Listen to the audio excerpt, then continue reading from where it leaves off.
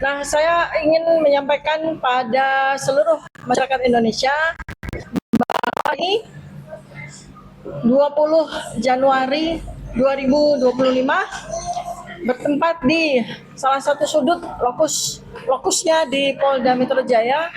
Kita nih 4 orang akademisi, 4 orang ilmuwan mencanangkan Hari Kebangkitan Ilmuwan. Ya, jadi saya dan Bang Rizwan Sianipar pada hari ini mula pertama ya kami meminta kepada Polda Metro Jaya untuk melakukan pemeriksaan kepada para ahli kami dan para saksi-saksi, dan ini adalah hari pertama. Nanti diikuti hari-hari selanjutnya ahli-ahli yang lain. Nah, bersama dengan kami untuk hari ini ada 3 profesor, ada 3 guru besar dari 3 universitas ternama di Indonesia. Kalau Prof. Tono dari mana, Prof? Saya sudah pensiun. Oh, sudah pensiun ya. Dulu dari Malaysia ya. Ya, dulu kan alma maternya sama dengan saya kan, Universitas Gadjah Mada ya. Jadi ada 3 profesor yang menjadi ahli kami dengan beragam ilmu ya. Pertama adalah Profesor Tono Saksono. Beliau ini satu alma mater dengan saya dan Bang Rismon ya. S1-nya dari Universitas Gadjah Mada. S2 S3-nya dari mana, Prof? Saya dari Amerika dan dari Inggris. Dari Amerika dan dari Inggris. Amerika, Inggris. Ahli yang kedua, pakar kami adalah Profesor Dr. Zainal Mutakin, PhD. Beliau ini dari Universitas Diponegoro, Fakultas Kedokteran, dan lulusan dari Jepang ya, Prof ya. Universitas Hiroshima, Jepang. Universitas Hiroshima, Jepang ya. Nah, S1-nya di mana, Prof? Di Universitas Diponegoro. Oh, di Ponorogo. Universitas Diponegoro. Jadi, dan yang masih ketinggalan di ruang pemeriksaan adalah Profesor Henry Subiakto. Ya, beliau dari Universitas Erlangga. Jadi ini lengkap. S1-nya UGM. Ya, jadi Profesor Henry Subiakto itu S1-nya dari Universitas Gadjah Mada dan dari Universitas Islam Indonesia ya untuk SH-nya. Nah, ini lengkap ya untuk hari ini. Kita tepat ya, Prof, untuk canangkan Hari Kebangkitan Ilmuwan. Artinya begini, Hari Kebangkitan Ilmuwan atau akademisi ya. Karena apa? Kami ini para ilmuwan, para akademisi, para peneliti bertiga sedang melakukan penelitian, pengkajian kepada masalah yang sudah 11 tahun tidak ada jawabannya. Dan kami dengan naluri kami sebagai peneliti melihat bahwa memang ada kejanggalan terhadap ijazah Joko Widodo yang beredar di dunia digital, di dunia media, gitu ya, baik media mainstream maupun media sosial. Nah, oleh karena itu maka dengan bantuan teknologi ya, Prof. Tono ya, maka kita melakukan yang disebut sebagai assessment at distance. Kita melakukan penelitian berbasis digital. Dan itu dibenarkan secara metodologi, ya kan? Jadi apalagi ketika tanggal 1 April 2025 ya, Bang Risman ya, ada seorang kader partai yang diampu oleh Pak Joko Widodo sendiri nih, ya, yang ketua umumnya adalah anaknya sendiri ya, PSI kadernya, itu mengatakan bahwa dia memposting selembar dokumen yang dia bilang bahwa ini adalah ijazah asli dari Joko Widodo. Nah, artinya kan sudah legitimate itu ya, untuk kita jadikan sebagai bahan penelitian. Nah, Bang Rizwan dan Bang Roy Suryo bekerja dalam dunia domain mereka, kepakaran ekspertis mereka ya. Nah, ini juga ada informasi dari Kementerian Dignas dan Ristek Dikti ya, bahwa kita ini adalah expert, Bang Rizwan. Expert ya atau pakar itu nggak perlu ditanya sertifikatnya, nggak perlu ditanya kompetensinya gini gitu, dan sesuai dengan sertifikat dari ini dan itu dan lembaga, enggak. Kita adalah expert ya, yang nanti Prof. Zainal bisa menjelaskan apa itu expertise ya, apa itu expert. Jadi apa yang kami lakukan ini adalah langkah-langkah ilmuwan, langkah-langkah akademisi. Makanya nih profesor-profesor dengan senang hati mau menjadi ahli kami gitu, semangat sekali. Bahkan kalau perlu nanti sampai malam kita bisa diskusi begitu ya. Jadi dengan senang hati gitu ya. Jadi seperti itu ya teman-teman para ilmuwan, akademisi semuanya, para rakyat Indonesia semuanya, jangan kita mau dibodoh-bodohi oleh termul-termul. Jangan kita mau dibodoh-bodohi dengan segala logical fallacy maupun informasi-informasi yang disinformasi dari masyarakat ya, dari yang beredar di masyarakat, di media sosial terutama. Kami langkahnya adalah langkah metodologis, langkah akademisi ya, dan untuk itu maka tidak ada negosiasi untuk sebuah kebenaran secara sudut pandang sains ya, Bang Risman ya, tidak ada negosiasi. Dan untuk itu juga tidak perlu ada restoratif justice, tidak perlu harus sowan-sowan hanya untuk membebaskan diri dari kriminalisasi.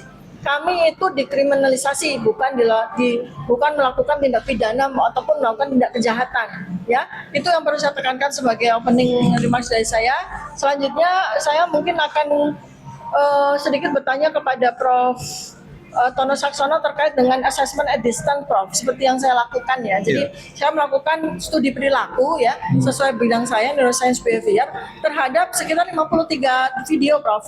Yang ada di 2014 sampai 2024 itu terkait dengan pernyataan-pernyataan, pengakuan-pengakuan maupun klaim-klaim dari Joko Widodo yang disampaikan di reuni UGM berkali-kali, sudah 3 kali yang disampaikan pada beberapa acara, yang disampaikan pokoknya beliau itu video, narasi ya, dan itu kemudian saya lakukan assessment at distance ya dengan bekal video tersebut. Nah itu eligible atau legitimate nggak itu, Prof? Ya, secara jelas, metodologis. Jelas lah. Saya kira itu memang itulah yang dinamakan remote assessment kan itu.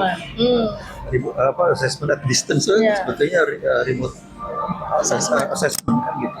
Itu sudah sangat lazim sekali dalam dunia akademik karena tadi kebetulan ngobrol dengan Profesor Zainal bahwa itu semuanya terkait dengan aktivitas otak. Saraf-saraf di otak. Jadi ada bahkan tadi Prof. Zainal menceritakan soal epilepsi itu terjadi juga ada hubungannya dengan kalau miringnya ke kanan atau kejangnya yang itu terkait dengan aktivitas otak di dalam tubuh si penderita itu. Jadi memang yang dilakukan oleh Dr. Tifa itu ya sudah menjadi kaidah saintifik yang sangat baku proven gitu ya. Saya kira tidak diragukan, bisa diragukan lagi. Di sini juga ada pakarnya, jadi saya kira tidak ada yang bisa diragukan lagi. Ini sudah menjadi satu domain saintifik yang berlaku di seluruh dunia. Saya kira itu. Mana nih? Nah, ini saya coba motoriknya kan saya. Baik, jadi dari Prof. Tono itu memperjelas ya bahwa apa tuduhan-tuduhan termul kepada kami, kepada saya Bang Rismon, bahwa ini kami ilmuwan abal-abal karena bisa melakukan penelitian terhadap sesuatu yang tidak analog gitu ya, gitu kan. Nah, tadi sudah dijelaskan oleh Prof. Tono. Prof. Tono ini adalah ahli untuk kami bertiga ya. Jadi sudut pandang beliau itu terpakai oleh penelitian yang kami lakukan selama ini gitu. Bang Risman gimana tanggapannya tentang Prof. Tono nih? Assessment at distance ya. Ya, kalau Profesor Tono Saksono ini kan irisan kami kan digital image processing ya. Jadi metodologi yang ada di buku JWP itu sebenarnya seharusnya ditempatkan di ruang akademik, bukan di ruang kriminalisasi, kan begitu. Nah, dalam tradisi dunia akademisi itu bantahan tulisan, apalagi bentuk buku, paper, jurnal, ya kan, itu memang harus dituliskan juga bantahannya, bukan hanya karena 2-5 ahli mengatakan bahwa metodologi kami tidak ilmiah, lalu itu menjadi rujukan absolut bagi penyidik bahwa kami melakukan manipulasi digital. Ini kan tidak fair. 5 ahli menyatakan penyidik bahwa kami memanipulasi, langsung itu dijadikan rujukan bahwa kami melakukan tindakan manipulasi. Padahal ya di buku JWP maupun di YouTube saya ya itu jelas metodologinya. Contoh tuduhan para termul itu dokumen fotokopi kok dianalisa. Dari fotokopi pun bisa loh. Ya, jadi jangan salah ya, beberapa kasus di Amerika dan dunia Eropa itu hitam putih loh menganalisa keautentikan dokumen. Karena apa? Dari bentuk huruf itu sudah bisa dianalisa bahwa teknologi itu belum ada pada tahun tersebut. Teknologi itu linear, evolusinya linear terhadap waktu. Jadi tidak mungkin teknologi yang ada di masa depan bisa dipakai di masa lalu. Contoh, misalnya ada itu dokumen yang diakui tahun 1920-an yang seharusnya saat itu menggunakan mesin ketik. Ternyata dari pola bentuk huruf itu produksi dari Word document. Coba. Jadi informasi warna pun nggak dibutuhkan pada bentuk informasi fotokopi. Bisa informasi hitam dan putih kalau dalam digital image processing itu namanya grayscale ya. Grayscale information, grayscale data dalam sebuah citra digital itu masih bisa dimanfaatkan untuk menganalisa. Itulah pentingnya belajar. Itu loh. Jangan dibilang, kok ijazah fotokopi kok bisa karena masih ada sisa informasi di situ. Meskipun informasi warna tidak ada hilang, belum lagi tata letak huruf, referensi huruf terhadap pengaman yaitu watermark, UGM. Meskipun ya kami juga menganalisa bentuk dokumen berwarna yang diupload di Sandi, jadi komplit di situ. Nah makanya saya bilang kalau ini dikriminalisasi maka jurusan digital image processing kayaknya perlu ditutup. Hanya karena hasilnya tidak disukai oleh penguasa. Padahal profesor saya di UGM, Profesor Dr. Adi Susanto itu ya yang sudah almarhum Prof.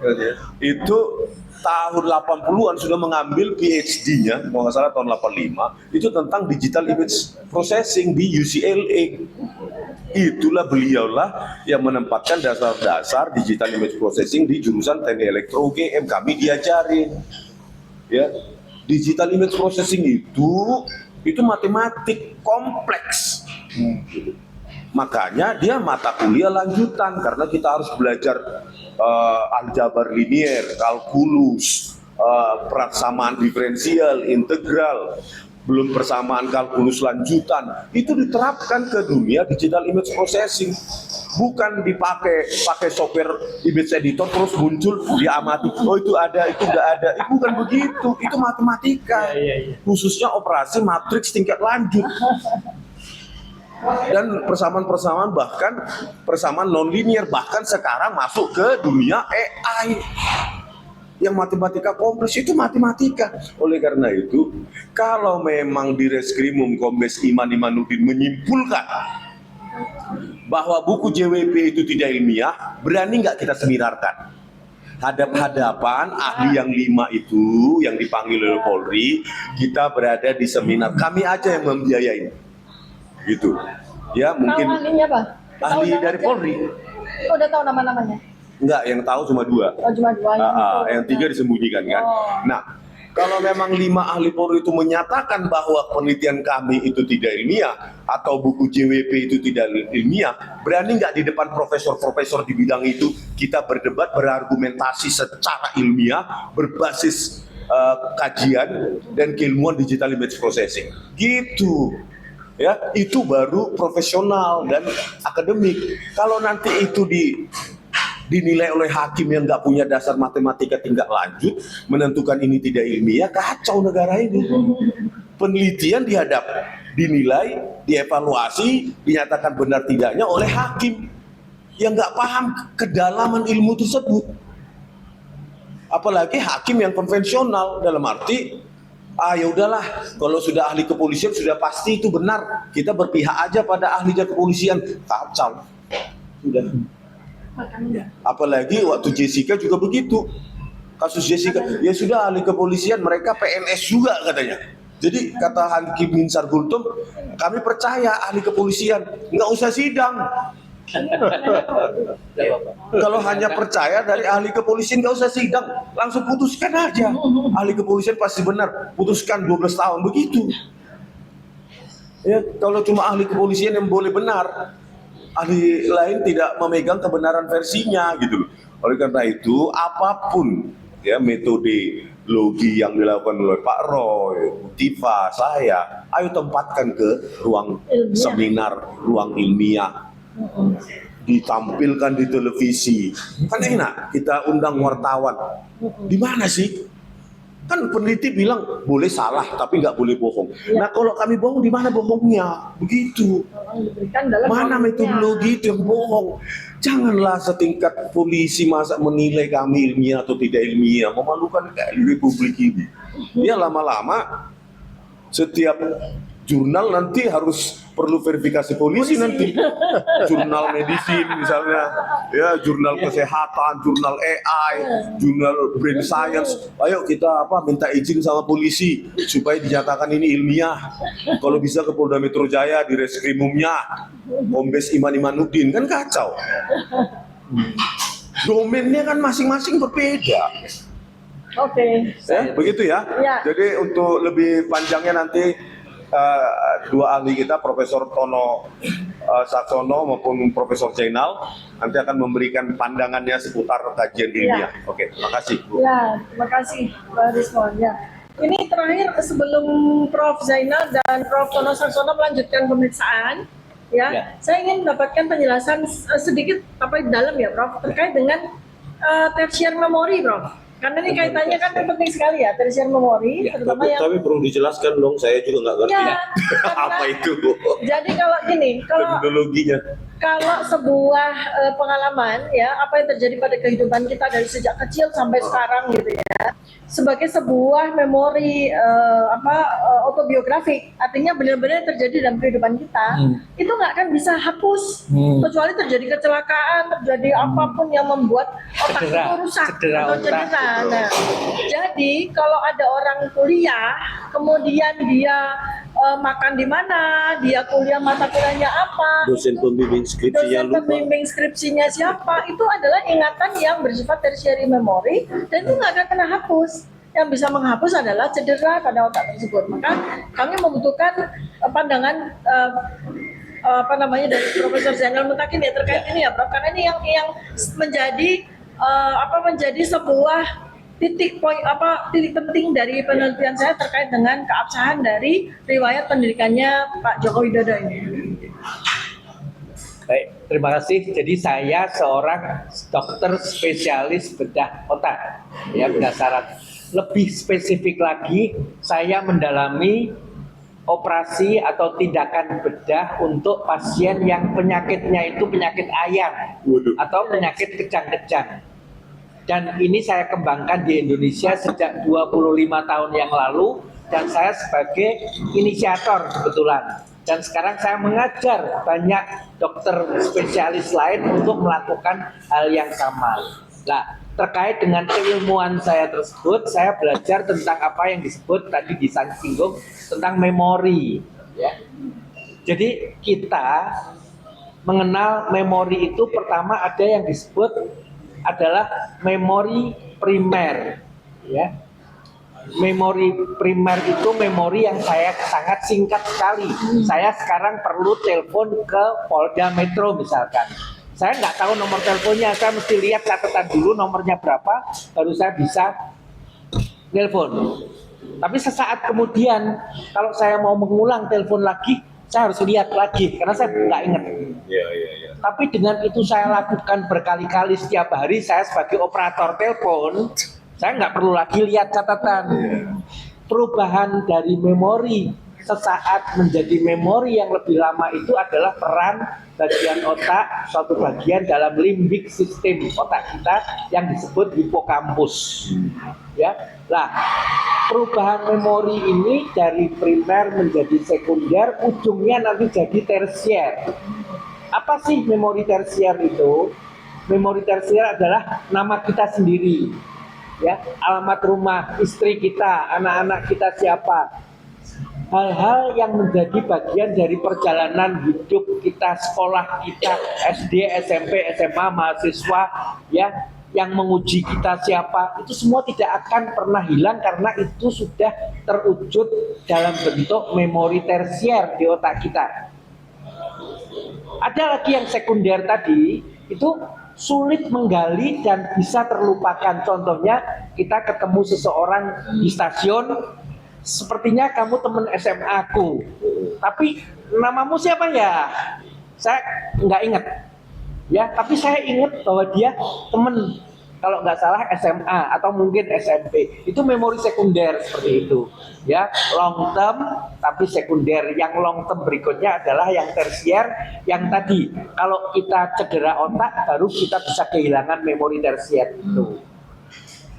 Lah, jadi apa yang saya sampaikan tadi ya, bahwa memori tersier itu kita akan dengan mudah untuk menceritakan tanpa jeda dengan narasi yang runtut, itu yang namanya memori tersier.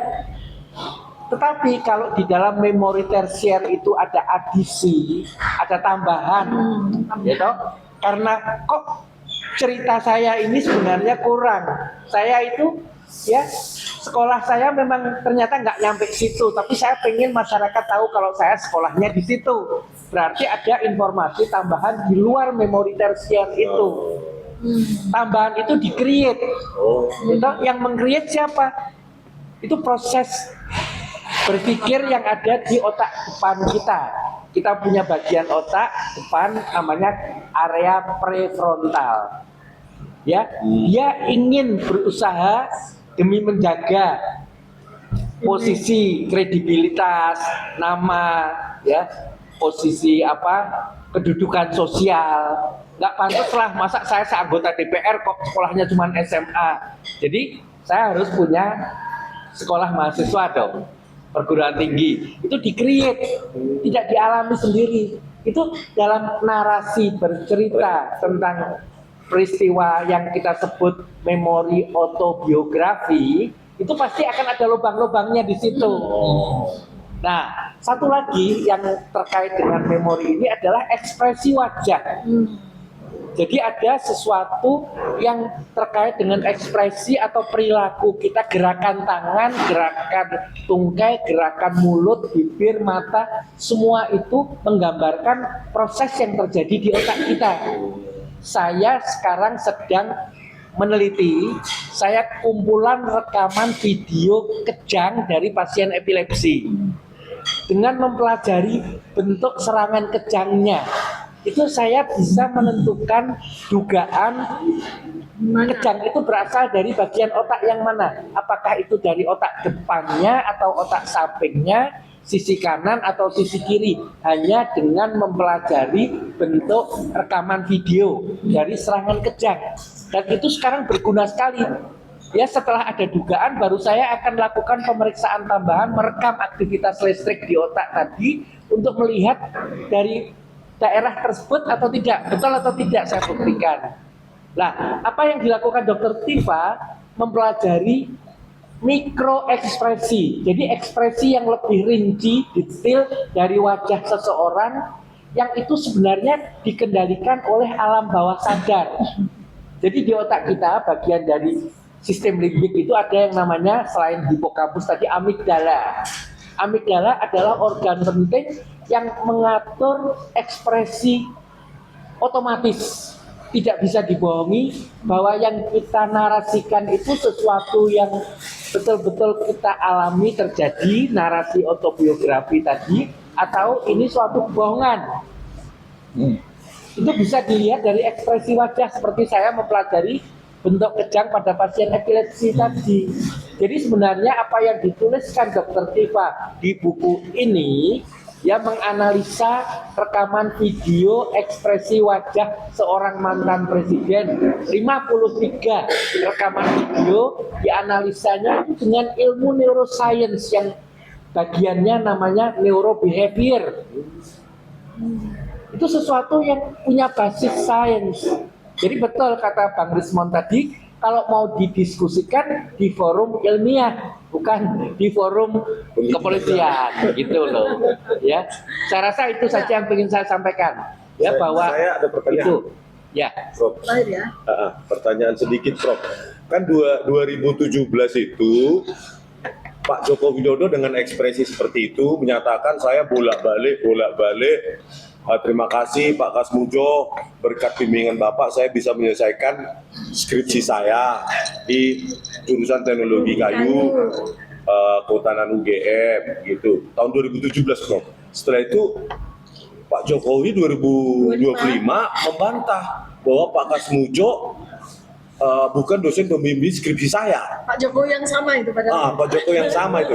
Apakah mungkin ada kemungkinan bahwa itu di-create tadi di memori prefrontal itu, Iya. Di Prof? Bukan di hipokampus. hipokampus. Bukan di hipokampus ya. Nah, itu Prof. Di-create oleh prefrontalnya. Iya, Prof. Apakah semacam itu bisa dijadikan contoh bahwa itu sebenarnya di-create di prefrontal Iya. gitu? Oh, Ya, jadi kalau itu betul suatu pengalaman autobiografi tadi ya, runtut, narasinya tidak bisa dipalsukan, narasinya benar dan tidak mungkin keliru gitu loh. Iya. Tapi kalau ternyata informasi itu diubah, berarti dari awal memang itu adalah create adisi Oh, adisi. informasi yang ditambahkan dalam perjalanan riwayat pendidikan tadi. Itu kesimpulannya ke sana. Selain melihat perubahan tadi mikro ekspresi Oh. dari sudut mata, sudut Itulah bibir, kajian Bu Tipa. Bu Tipa. Di sini facial action coding system. Ya. Ya. Oke. Ya, Jadi baik. ngerti, saya belajar. Paham kan ya? Ya, dikit-dikit aja nanti kita belajar sama-sama. Nggak usah terlalu banyak problem. Iya. Baik, ini karena hari ini hari kebangkitan ilmuwan akademisi ya tanggal 20 Januari 2026, maka saya mengajak semua ilmuwan, semua akademisi, ayo sekarang bukan saatnya lagi kita berdiam diri, bukan saatnya lagi kita diam ketika melihat adanya ketidakbenaran. Ini siapa yang bisa menegakkan, siapa yang bisa memperjuangkan kebenaran kalau bukan para ilmuwan ya. Iya. Baik, Profesor Tono Saksana terima kasih banyak, Profesor Zainal Mustaqim terima kasih banyak. Beliau berdua ini masih melanjutkan, mudah-mudahan Makan siang harus dulu ya. makan siang Ah, dulu oke. supaya stamina-nya terjaga. Terima kasih. Ya, Assalamualaikum terima kasih. warahmatullahi wabarakatuh. Sampai jumpa nanti sore. Bye.